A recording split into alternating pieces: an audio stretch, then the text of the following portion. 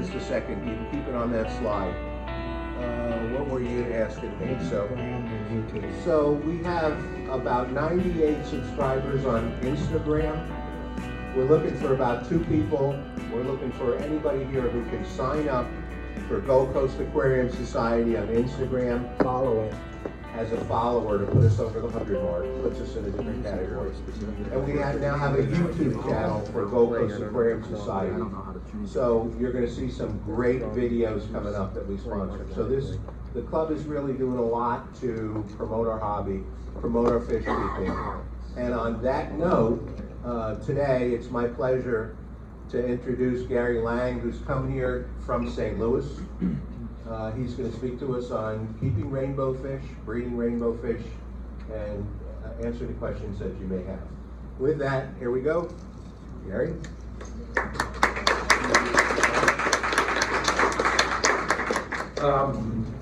Actually, not going to be talking about keeping and breeding rainbow fish today. I want to talk about collecting and finding rainbow fish. That's way more fun. You know, you can get any, you can read in any book, you can read on the internet how to not keep rainbow fish, right? So I'm going to tell you how to go and collect them. Well, actually, you can't collect them. You don't have somebody on the ground to help you in Papua. You're just wasting your money. But I'm going to start off the morning because it's morning and it's really, you know, everybody's still trying to wake up. This was a picture I took in Toronto a while ago. So can I get a hallelujah from you? Hallelujah! Hail to the rainbows! Hallelujah! All right. Okay. If there's any people that are offended by that, thank you. Chuck told me to try to offend as many people as possible. But it was fun. They were at an Indian restaurant in sort of Bollywood. I did not have to speak from the stage, but it was so fun that I had to get that crazy picture. What we're going to talk about today is cruising Papua. Following new roads and exploring the bird's head in Papua. And I'll tell you all about bird's head in Papua and all that stuff. Because we need a geography lesson. Cruising Papua, chasing rainbows and trying to stay out of the ditch.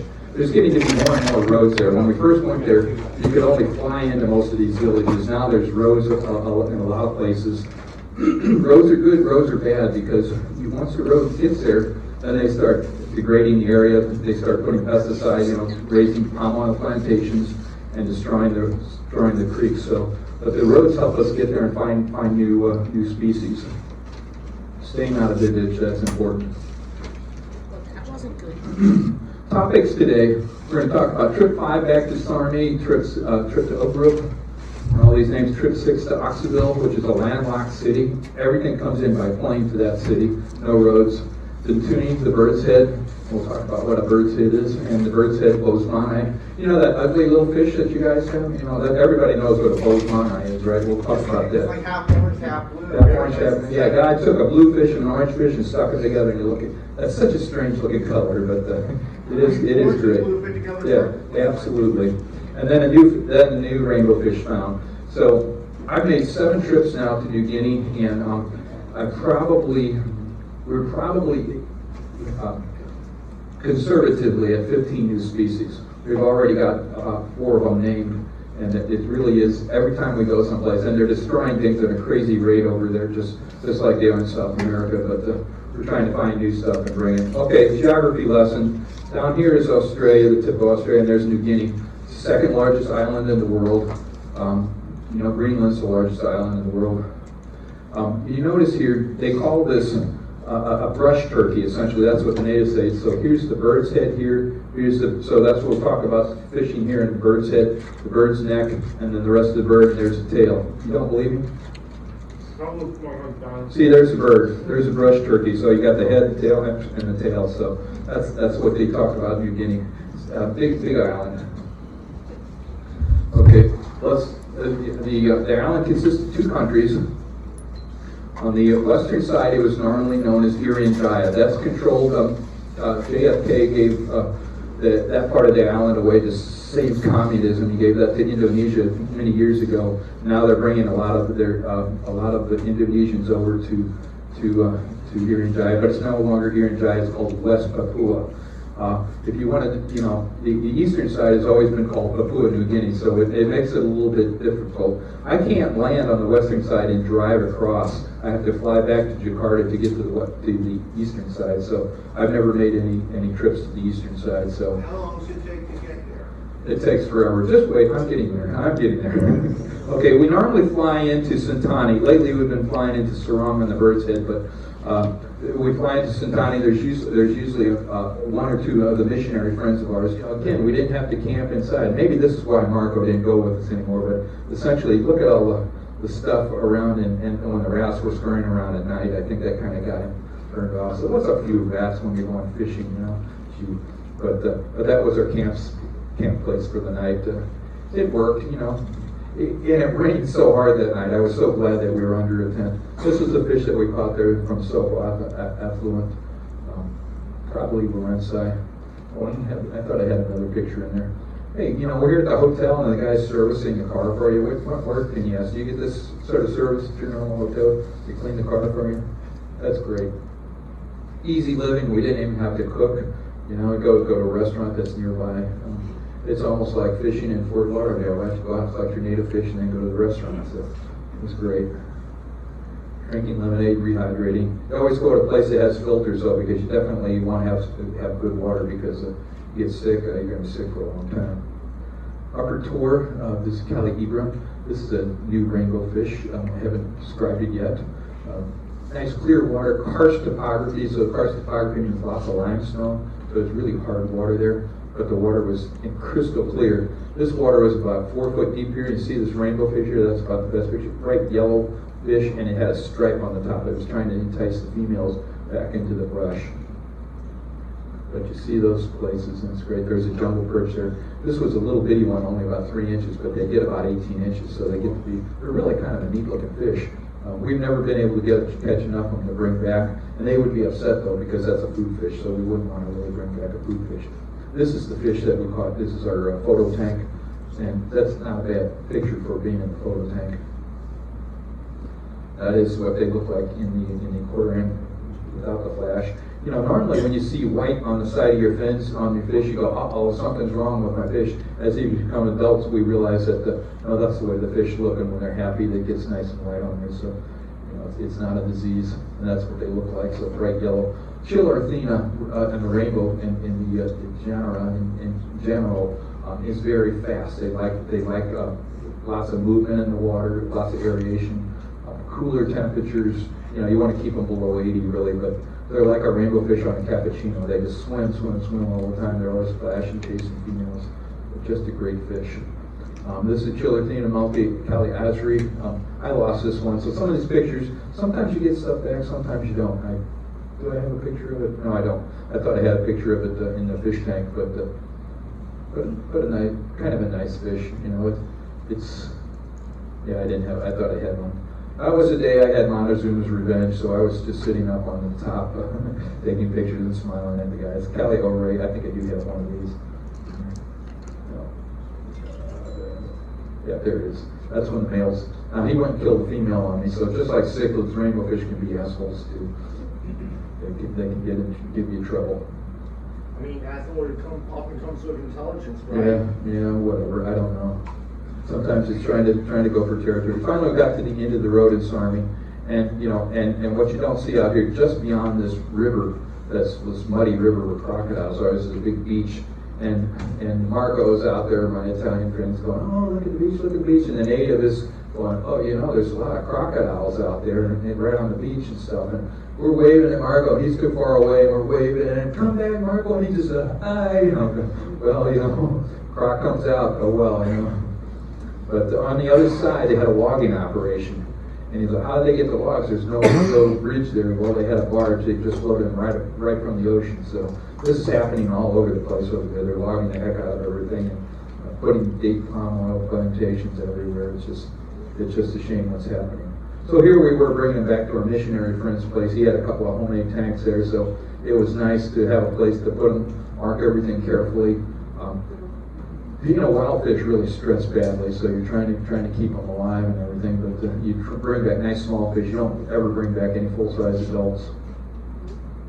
So now we're gonna head down from here after a day, we're gonna head down here, and then we're gonna head all the way to the end of the road to Upper. Okay, and now there's a pilot over there who's now retired. We call this Henny's Creek. He had taken us to this creek, and he caught a fish in 2005. I saw the fish in his tank, took pictures of it, and got a fin clip because I knew it was a new species of fish, so I could get some DNA from it. Sure enough, the DNA said it was a brand new species of fish. We fished there for 4 hours and caught one stinking fish. Because what we found was upstream was a date palm oil plantation. They put all these date palms, they don't want bugs on their plants, so they put always overdo the pesticides. Killed everything pretty much in the stream. So we knew it was a new fish, but later on we went, I think it's down here somewhere is where we went. We went upstream and caught some, here it is, calicula. We caught some of the species later on, but it took us a few years. So that's Henny Van Kerkhoff. He's a retired pilot. We tease because we call this fish, we're going to name it for him, we call it the Big Ugly, so we tease him, hey, it looks just like you. But that's the best that fish looked. That fish was about a 5-inch fish, and so there are such things as ugly rainbows. And that was a creek. Some of the creeks over there, the connectivity, you can't even measure the connectivity. It's 20 microsiemens. Others, like this creek here, was off the charts. This gray water, you could pick it up, put it in a bucket, and I think you could let it sit there for a week, and you would still not be able to see through it because the connectivity is so high it was holding that clay in. It was raining like cats and dogs when we were catching this, so we did 3 quick grabs of the fish, got the big fish, little fish, and got the heck out of that stream. But definitely Keller Couloir was in the fish. You saw this blue in this when it's in the cuvette tank, and we're going, oh, maybe this is going to be a cool fish. You can imagine this with plants. It's going to be that nice blue, and if you close one eye, you can see that purple there. That could be a really cool fish. Nah, that's about as best that fish has ever looked in my tank. So, some fish are there, but it's definitely a new species. So, one of these days we'll get around to naming that. So, when you're gonna name something, you gotta put pickle stuff too. So, Chuck, you do have to pickle someone, but we brought back live fish too. So, you don't pickle everything. That's for sure. Okay, so Henny's Creek and Putui Creek, you can see that Putui Creek, I'm sorry, car stuck creek. So, even with a 4-wheel drive, you get stuck sometimes. But we found this fish. Maybe it's Calais crescent spinosa, maybe not. So there are other fish. This is where you get your diesel fuel on the side of the road. You put a screen on that to make sure you don't get any bugs in. But there are no gas stations, so that's how you refill. This is the roads. This was a nice improved road. They had just laid down this gravel. Last time we went through here, in this section, it was all mud. So now look at this. See, this guy was playing with his bow and arrow. We went down the hill, around the cow, and then up the other side of the hill. It doesn't look bad, but there's also this really nasty, steep drop off here. Put it in the 4-wheel drive and go. Let's see if the video works. Okay, the video's going to work. Sound's not going to work though, so it is what it is. So you go down. I'll do the sound. You got 4-wheel drive, Johannes? Johannes, are you sure? Are you sure? I'm kind of type A, kind of a little bit nervous, Nelly sometimes. Going down this hill. Watch out for the damn cow. Watch out for the damn cow.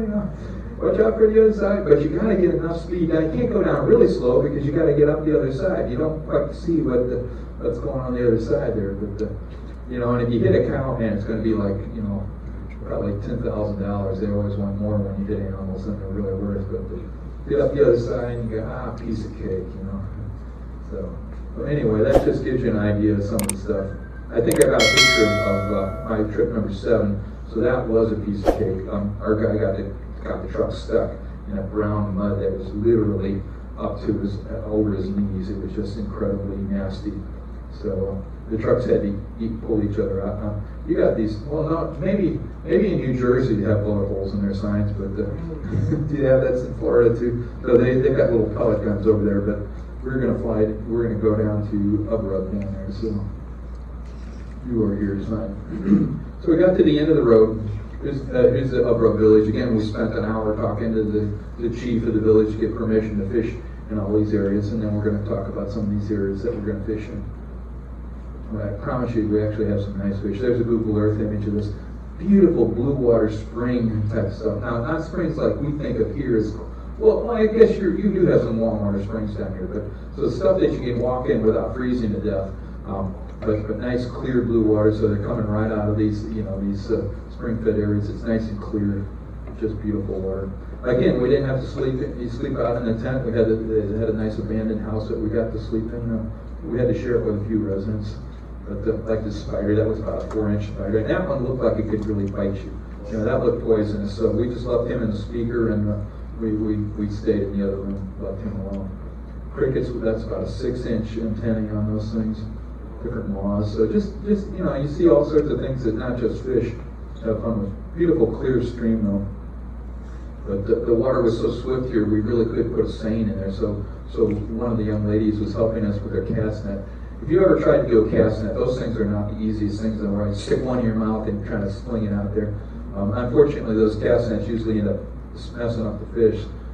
The fish there were pretty ugly though, so it wasn't, sometimes Clearwater Stream, that wasn't a very pretty looking fish. So maybe if we got it home, we don't want to catch these huge ones, and you couldn't bring those home. So it is what it is. Sometimes you can't get everything. There's Kelly and Ugrove, so right on there. It's a stream that flowed right through their village. Here was Kelly Webb. This is a nice stream. We fished this in 2 different locations, but this is nice. All the kids came out to follow the silly guys and catching stuff. And you teach them pretty quickly. Don't pick them up with your hands, use the net, because you don't want to mess up the slime coat and everything. Got a nice little portable yellow bucket there. And that's what that looked like in the tank. So it's like, it's okay, but that's what it looks like in the fish at home. I think it's a pretty nice looking fish. And when they get the colors on and get really going, they're pretty good looking fish. Is it related to a finnis? Maybe not. It's far enough away from the original description site. I think it's a different watershed, so I think it's a new species. Just have to have somebody do it. We found Cressy spinosa from the web there. And then we found this Chillertina species from Colorado. Look at all those color patterns, and this disappears when we get it in the aquarium. So that's one thing that's kind of upsetting. I'm going to put this fish out this spring, I think, and see if I get those colors back. Maybe they're eating insects or whatever, but it's not a bad looking fish. That's what it looks like in the aquarium, and that's a bad shot. They look better than that. And you're talking about a 4.5, 5-inch rainbow fish, Chillertina from Caliweb. Unfortunately, they didn't throw enough eggs, so we're not going to see those today. And that's Montania from Caliweb. So we had actually 2. I showed you the other Melanitania from Caliweb. There's actually 2 species of Melanitania in there and 1 species of Chillertina. Now there's a certain German, Heiko, he knows everything. He'll tell you he knows everything. There's never 2 Melanitanias in the same stream. This was like the 4th time we found 2 Melanitanias in the same stream. So when anybody, if you ever hear that somewhere, because one of these days he's going to write a book, well, if it's in a book, it's got to be this way. It's not the truth. So that was kind of neat to find 2 different Melanitania in it. Here we were going down to Calderon. That was about a half an hour walk down through this little bitty stream. Streams that are 6 inches and less are a pain in the butt to fish in. You can find some neat rainbows there, but you got to get your seine out, try to chase the fish into it. You go down to the next little hole. It's kind of fun, but I'd rather fish in a nice, easy stream that you can do one scoop of the net and catch a bunch of fish. But you look at all the jungle around you, and it's like here's a strangler pig on the side of that tree. Here we're riding those. We always take conductivities, pH, and everything. There's a strangler pig going up the side of that tree. But you see things like these spiders. You try to stay. You're going down the thing.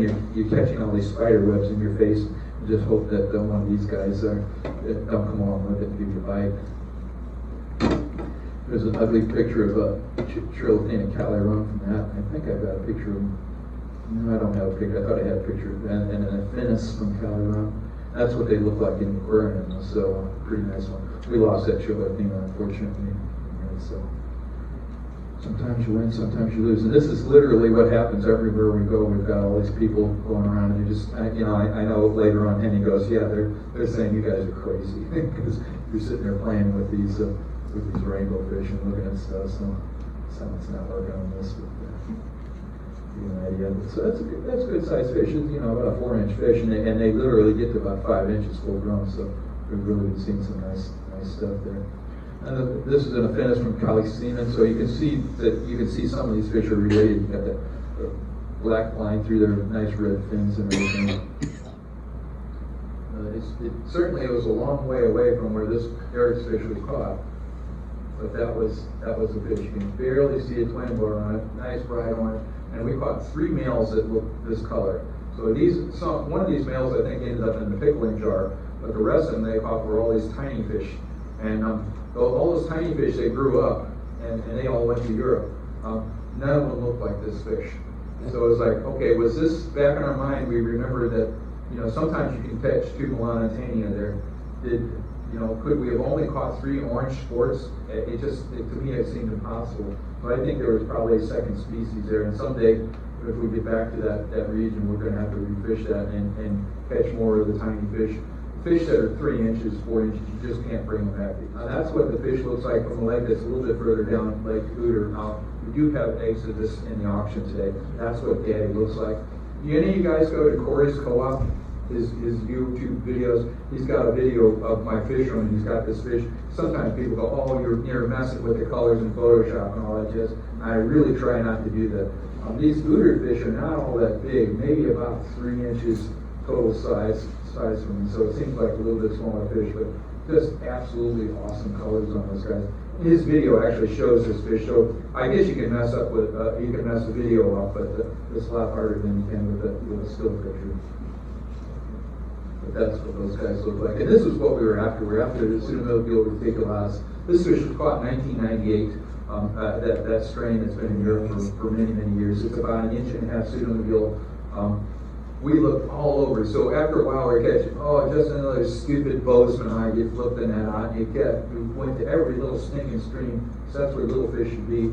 And all we were catching was the bozeman. Here again, nice clear stream, limestone, rock everywhere, so the water was good and hard. You're trying to get around these pieces of limestone. Another stupid bozeman. It's like everybody's going, what do you mean stupid? Because they're so pretty. These were the big ones. They were about 3.5 inches, 4 inches than expected. So they had yellow fins, so it looked a little bit different in the bucket. So I don't know a picture here what they actually look like. This is actually in the photo tank. So bright yellow fins. Again, it's only about 1.25 inches long, so it's a nice little fish, and has little black markings on the fin. But yeah, killifish people love this stuff. They tend to like live foods a lot more. So there's my 2 females. He gave me 2 fish just in case, and unfortunately he got a few babies going, and then all of his fish died. So we recollected them this year. But new species, certainly there's Eric Roberts. That's already a named species. Jonathan Creek. There's Calico Rig. We're gonna have to go back and collect that one because they all died. Upper Tor definitely is a new species. I was going to name that for Johannes, but we've got another fish for him. Lost species given, and that's another talk. I think I did that the last time I was here. A new Pseudomyopil species from Decai, so definitely different than Gertrude. DNA-wise is different. Again, about 1.25 inch fish. Little Pseudomyopils are just awesome. I don't know who this one's named for, but again, a nice little kill. And we got eggs of this one also. A Macaulicae from the Macaulicae family, but it's only about, I still got my fish from 2010, and they're only about 2.5 inches, maybe 3 inches. So really, really beautiful colors. Again, you remember we talked about the red and the orange? This fish was from that area, and from Wawara Village, where we did go. This was gifted to us by Eric Roberts. I have a good sized fish, about a 4 inch fish once they get up. We see the twin bars in there. So I think maybe scientists will eventually decide that they're all the same species, or maybe very closely related. We named this one for Ron Bowman. He's a Bowman eye. And I do have eggs of this one also available. So we'll show the pictures as the eggs are up for auction, because I don't expect people to remember all the fish. I had to go through an African fish memory. I would do it either. This one we named for Montaigne Grunwald, for the editor of the German publication. And this is the one we brought back as striped craycocks with the Montaigne rulata. So I had to walk 5 hours through the jungle to bring this fish back because the guy in the boat left us. I never had so many mosquito bites in my life. We got back just at sundown. We got off the boat because the water level was going down. That's why they abandoned us. But I think that fish was definitely worth the effort to bring that fish back. And here's a Luban village fish. Definitely a new species also. So kind of fun to have that. So it's Kali Rum. Is it Finnis? Is it something else? I don't know. Big Ugly definitely is a new fish. and the species from Monte, you were.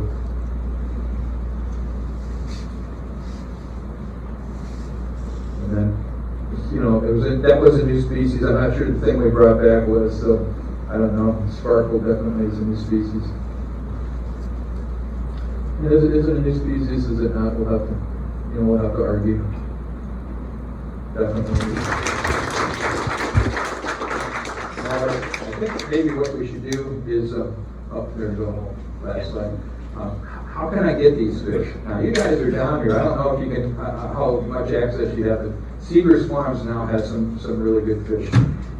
Wet Spot in Seattle, that's a long ways away from you, or in Oregon, I'm sorry, has fish also. But Valley Fisheries has been getting fish to Seagrass. So you can go to Valley Fisheries and get some of those. And I think he sells retail also. Steve Lundblad gets fish from the Indonesian guy and brings them in. So he's really good for them. He's good from the Cichlid Exchange and Wet Spot, and they also sell things on Aquabid, so you can get fish from those. We can take a break afterwards, but what I've done is I picked like 2,000 eggs. I put them in methylene blue, infertile eggs turned blue, and I've removed those. Eggs that are too eyed up, I threw those out too because they would have hatched and trying to bring them over here. So I've got you nice eggs that are developing, but haven't hatched yet. Hopefully, I looked through them today and early this morning. They all had nobody had hatched. So one hatches in the vial that dies. So it's important because I'm sure we have a few killifish people here. They think they can leave the eggs in the vial for like 6 days and then open them up. When you take these, you want to bring them home right away, open them up into a little sandwich tray. But you get 40 to 90 eggs in a vial. You got some golden pearls because they don't eat baby brine shrimp right away, and the hatching instructions. Anybody that's mainly cichlid keeper that wants to keep them, and you got cichlid keepers that might be breeding on this, okay, have somebody read the instructions to you. Cichlid people are always giving live bear people and catfish people and anadantite people trouble, so yeah. I have to do it just to defend my other brothers. But